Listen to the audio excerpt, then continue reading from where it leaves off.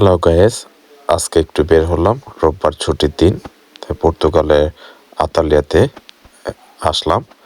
আমার পাশে, রাস্তার পাশে একটি খুব সুন্দর বাড়ি। বাড়িটির মধ্যে ছিল খুব সুন্দর সুন্দর ফুল, প্রচণ্ড বাতাস কিন্তু রৌদ্র। এটাই হচ্ছে পর্তুগালের একটি অবস্থান, আবহাওয়ার। এটার সাথে ছিল রাস্তা এবং সামনে একটি পি মার্ট নামে একটি দোকান।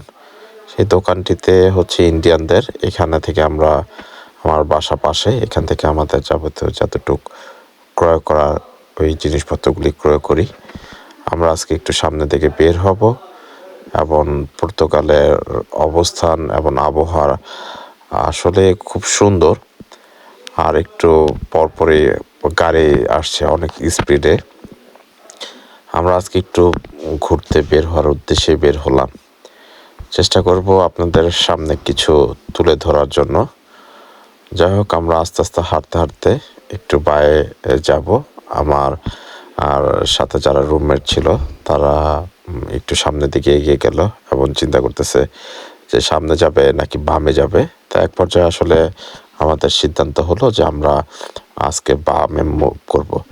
কিন্তু গাইস, এর আগে একটি জিনিস আপনাদেরকে জানিয়ে রাখি। এইখানে রাস্তার পাশে খুব সুন্দর সুন্দর ফুলগুলি হয়। আর আমরা রাস্তার সামনে দিয়ে হাঁটতে হাঁটতে চলে আসলাম একটা বাড়ির সামনে, দেখলাম একটা সুন্দর একটা ঘোড়া। আসলে ঘোড়াটা বাংলাদেশের মতো নয়, ঘোড়াটা দেখতে খুবই সুন্দর, ওদের পশমগুলো অনেক সুন্দর। সামনে যাওয়ার সাথে সাথে ঘোড়াটা একটু এদিকে তাকালো। আসলে সে হয়তো চিন্তা করলো যে কে, ঘোড়াটা চিন্তা করলো যে কে। ঘোড়াটার লেজটা খুব সুন্দর ছিল। আর আমরা একটু সামনে গেলাম। এখানে একটা খুব সুন্দর জিনিস হচ্ছে, প্রতিটা বাড়িতেই মালটা গাছ আছে। এবার মালটা, কমলা গাছগুলি এগুলি পড়ে থাকে, ওনারা সচরাচর তেমন খায় না। যদি আমরা গিয়ে বলি তাহলে আমাদেরকে আবার ছিঁড়ে ছিঁড়ে দেয়। আসলে মালটাগুলি দেখতেও খুব কমলা, খুবই সুন্দর, রসালো হয়।